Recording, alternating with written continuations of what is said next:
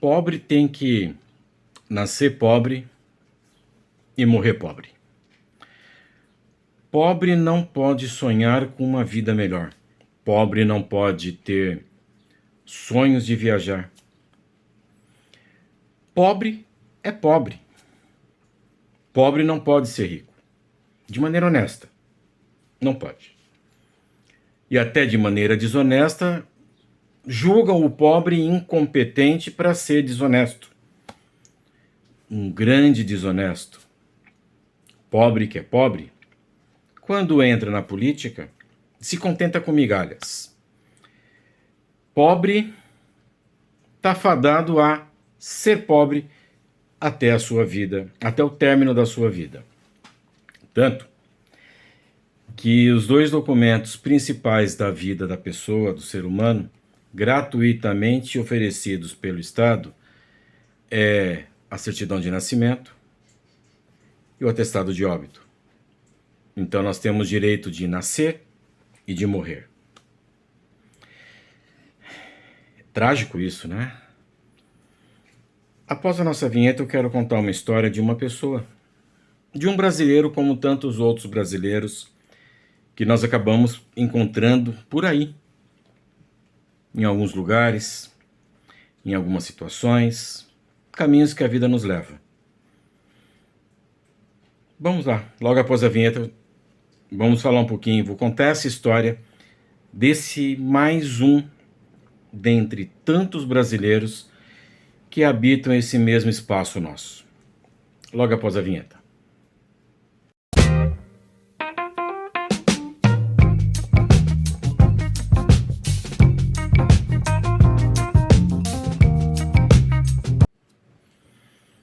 Bom, vamos lá então. Nasci num bairro de periferia há mais de 50 anos. Me contaram que eu nasci numa segunda-feira, uma segunda-feira fria, chuvosa, uma segunda-feira como outra qualquer na vida do Brasil, na vida do país. Mas para minha família era uma sexta-feira, era uma segunda-feira diferente. Era uma segunda-feira que a nossa família ia aumentar. As esperanças aumentariam, ou não.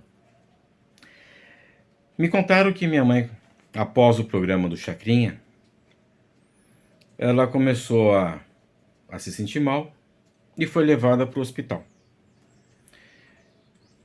Me contaram que era o programa que foi logo após o programa do Chacrinha, não porque em nossa casa tinha uma TV, que poderíamos assistir a esse programa.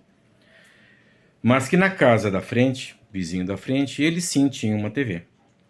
E lá eles assistiam o programa do Chacrinha. E lá em casa ficavam todos ouvindo o som da TV do vizinho e como se fosse um rádio sintonizado no programa do Chacrinha.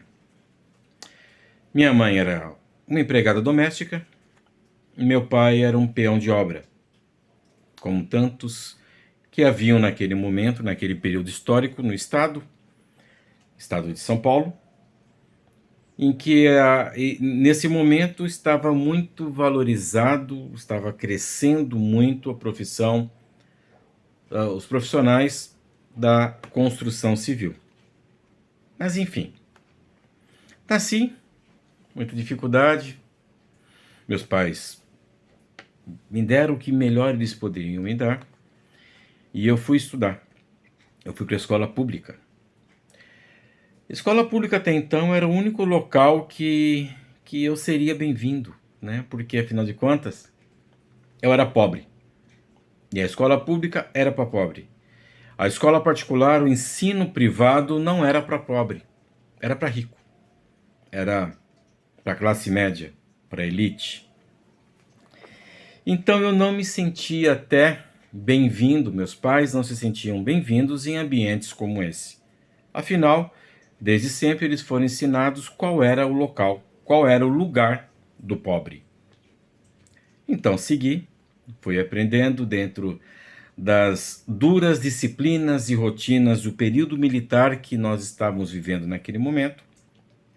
Me lembro que nós tínhamos uma vez por semana, não me lembro qual dia, o hasteamento da bandeira nacional. E para esse hasteamento cantávamos o hino à bandeira.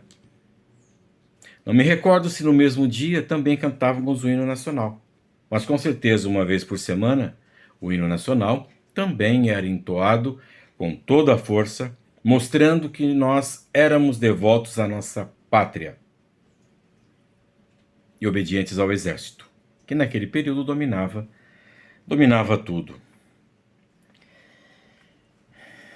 Batalhei muito, estudei, trabalhei em pequenas oportunidades que me apareciam, algumas vezes até chamado, depois fiquei sabendo que era esse o nome que era dado, de subempregos. Trabalhava muito, ganhava pouco, mas o pouco que ganhava conseguia garantir o meu sustento, ajudava meus pais, que tanto fizeram por mim.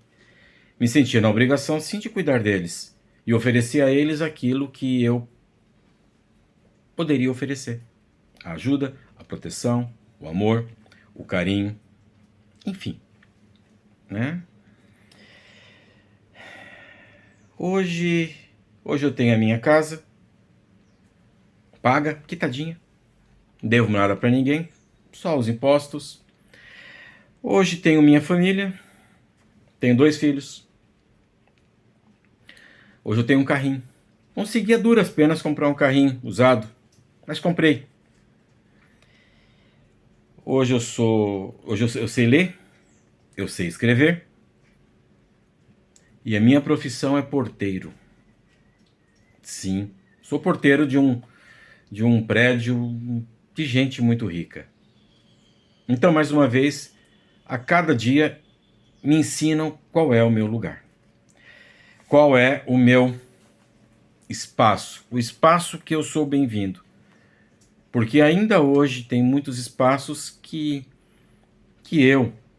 o pobre, ainda não somos bem-vindos. Prova disso que um tempo atrás eu escutei de alguém do governo, né, que cuida de nós a princípio, dizendo que onde já se viu filho de porteiro fazer faculdade. Poxa, mas eu estou trabalhando tanto para poder oferecer para minha filha, para o meu filho, faculdade, coisa que eu não tive. Não pode, então? Continua ainda não sendo permitido ao filho do pobre, ao filho do porteiro, meu filho, ser um estudante universitário. Ainda não pode. Também ouvi que é um absurdo, que é um absurdo a empregada doméstica pensar em viajar de avião. Pobre não pode viajar de avião. E a empregada doméstica ir para os Estados Unidos, para Disneylândia. Disneylândia era uma coisa que eu ouvia falar muito na época e eu não fazia a mínima ideia do que era, porque não era permitido a mim, uma criança pobre, sonhar sequer com a Disneylândia. Fiquei sabendo o que era a Disneylândia muitos anos depois. E a minha mãe, por ser empregada doméstica, não poderia ir para a Disneylândia. Ela tinha que ir para uma cidade cachoeira, não entendi muito bem, né? Parece que o Roberto nasceu lá, também não sei muito bem quem é. Parece que é um cantor, né? Conheci a cidade onde o cantor nasceu, deve ser realmente bem mais agradável, bem mais interessante que conhecer os Estados Unidos, que saiu do país e viajou de avião. E que pobre para ir para esses lugares não precisa de avião. Pega um ônibus e fica 2, 3, 4, 5 dias dentro do avião, do ônibus, fazendo a viagem, conhecendo o Brasil. Tanta coisa bonita para se conhecer no Brasil. Porque, como já disse, pobre não pode andar de avião. Mas eu me atrevi. Sou um sujeito atrevido. Sou brasileiro, sou atrevido. Vou viajar de avião. Peguei minha esposa, peguei meus filhos e vamos viajar de avião. Uma viagemzinha curta. Nós íamos de avião e íamos ter que voltar de ônibus. Estávamos no aeroporto, aguardando ser chamado, que me ensinaram direitinho como tinha que fazer, que eu não sabia. Chega uma mulher, muito bem vestida, elegante, muito cheirosa, dizendo que nós havíamos errado o lugar, que ali não era a rodoviária. Eu olhei e falei, poxa, mas eu não posso viajar de avião? O avião é restrito, o avião é exclusivo para quem é rico? Machucou bastante, mas tudo bem. Tudo certo. O que a gente pode fazer, né? Não pode ir, não pode ir. Estamos vivendo uma situação, então, que o pobre nasce pobre, vive pobre e morre pobre. Alguns direitos garantidos por nós pela lei não são obedecidos. Direito à proteção, direito à questão da alimentação, nós não podemos passar fome, porque o Estado, o país tem que nos ajudar. Somos pobres, tem tanta gente rica. Mas os únicos direitos que são oferecidos, que nós temos, que são garantidos a nós, é o direito de nascer e o direito de morrer. Visto que os documentos que são emitidos gratuitamente para o pobre, para todo mundo, né? Mas enfim, é a certidão de nascimento e o atestado de óbito.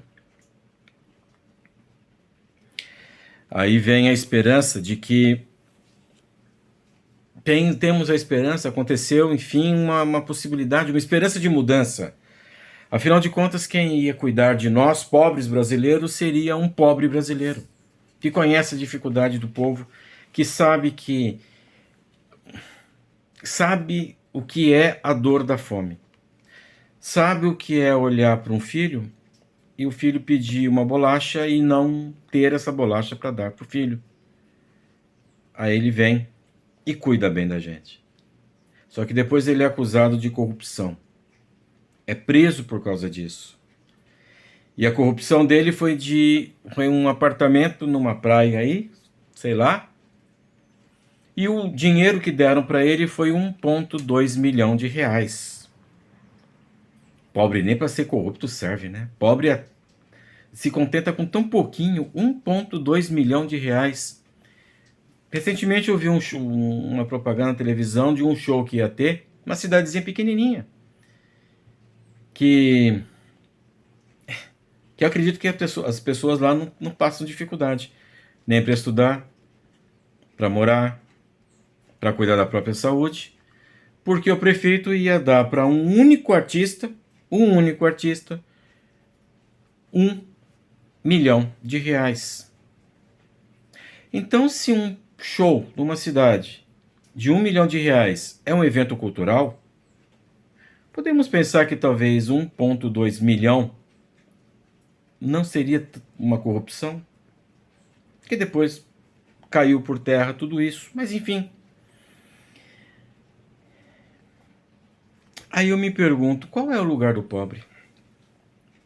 Quando estava no aeroporto, a mulher chegou em nós e disse, aqui não é seu lugar, rodoviária é ali. Como ela sabia que eu era pobre? Será que pobre tem cara de pobre? Será que pobre fala como pobre? Tem um idioma próprio entre os pobres, que os pobres conversam entre si, e somente os pobres se entendem em função desse dialeto, desse idioma próprio de pobre? Eu não sei, só sei que eu acho que eu devia ter cara de pobre, jeito de pobre, roupa de pobre e idioma de pobre, porque ela identificou tão facilmente que eu era pobre e me mandou para a rodoviária. Não, eu ia depois da volta, eu ia vir, de fato, de ônibus. Conheci uma vez uma pessoa, uma mulher, que ela era empregada doméstica, olha aí de novo empregada doméstica, em uma casa de pessoas muito ricas. Pessoas realmente muito poderosas, a elite, como se diz. E ela ganhava um salário mínimo. E ela era humilhada. Era um condomínio, um local específico, e que alguns lugares desse condomínio, desse bairro, ela não poderia ir. Tinha a padaria do pobre e a padaria do rico. Tinha as ruas que o pobre poderia andar e as ruas que o pobre não poderia andar. Sabe o que mais me deixou assim sem saber o que dizer, o que pensar? É que esse condomínio foi feito em um local que os bisavós dessa minha conhecida eram donos de tudo. Eram índios. E hoje, esses ricos tomaram conta do espaço, são os donos atualmente, porque no passado os donos da terra por direito foram expulsos, foram mortos, enfim, sumiram. E os descendentes, os filhos desses donos de terra, têm lugares específicos que eles não podem entrar, que eles não podem andar. Teve uma música um tempo atrás que fazia uma pergunta. Eu era jovem e eu escutava bastante essa música. Que fazia a pergunta que acho que até hoje ainda não foi respondida. Que país é esse? Né? Que país é esse? Que só existe porque o pobre trabalha e o pobre não pode estar em qualquer lugar. Vamos pensar um pouquinho nisso? Não. Essa não é a minha história. Mas sim, é a história de muitos brasileiros que tem por aí. Ok. Eu tenho 50 anos, nasci numa sexta-feira após o programa do Chacrinha. Sim, nós tínhamos TV em casa naquela época. Mas tantos colegas meus, tantos amiguinhos de infância meus, que não tinham nada disso. Muitos deles foram mortos pela polícia, pela violência em geral, porque eram pobres, eram pretos, não conseguiram estudar, não tinham aquele incentivo, aquela estrutura familiar para estudar. Muitos deles não chegaram onde eu cheguei. Não, também não sou porteiro. Vamos pensar um pouquinho nisso? Eu acho importante. Eu acho muito importante nós prestarmos atenção no que acontece com o nosso país hoje. Meu canal não tem o objetivo de falar de política. E em nenhum momento falei de política hoje. Mas eu falei de questões sociais. E isso sim. E isso é uma parte que a psicologia entra com força. E sim, eu vou falar. Quero deixar indicações para vocês. Dois filmes. O primeiro deles, Casa Grande. Tá? Esse filme fala da decadência da classe média. Lá dos anos 80, inclusive, e hoje deve estar até pior, mas é muito mascarada. Mas a decadência, o empobrecimento da classe média. Então, se a classe média empobreceu, a classe pobre, aconteceu o que com ela? Vale a pena assistir o filme. Outro filme muito importante também é Que Horas Ela Chega. É a história clássica, né?